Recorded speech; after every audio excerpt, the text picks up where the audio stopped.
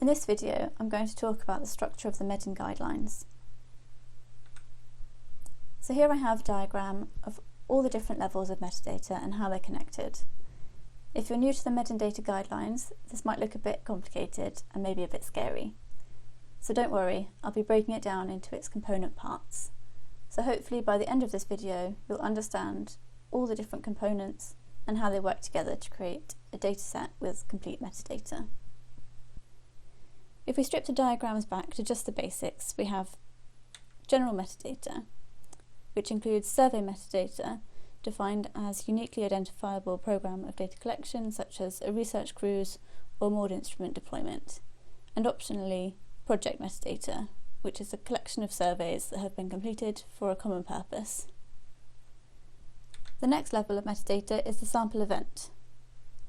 The sample event describes where and when data were collected, providing a spatial and temporal context for the data, and can also include additional metadata about the environmental conditions at the time of sampling. These are the kinds of things you're likely to forget over time if it's not written down. General metadata links to the sample event using an identifier called survey code. Also linked to the sample event are the detailed metadata and stations, with unique identifiers, method ID and station ID respectively.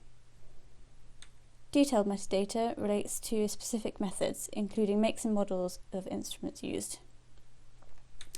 Stations refer to fixed stations, which are defined as being sampling locations intended to be revisited. For example, the Porcupine Abyssal Plain mooring site or E1 and L4 repeat sampling stations.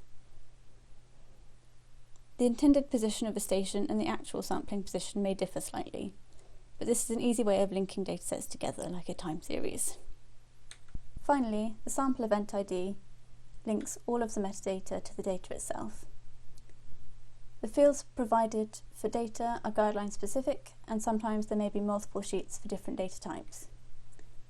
Like in the Grab and Core guideline, there are sheets for taxonomic analysis and also particle size analysis.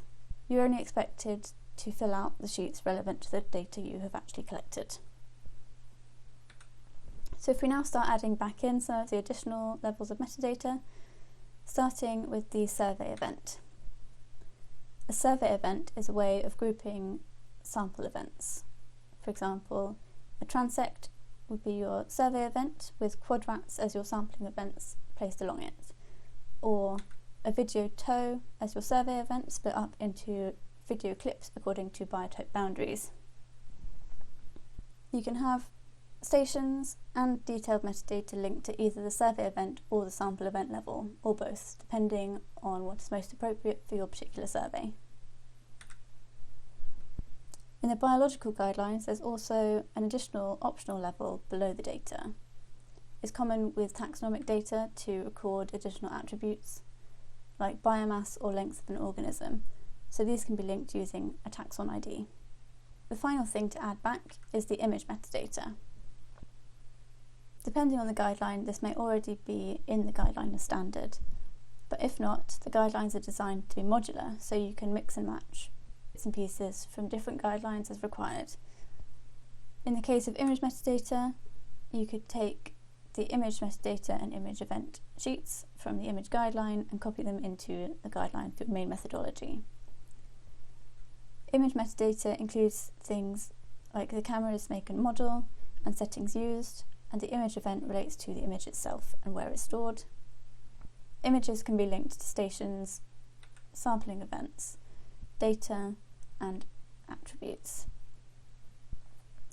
So here we are back at the full picture of the different levels within MEDIN metadata and how they link together. All of this information and more detail on each level is given in the Read List First tab of each guideline.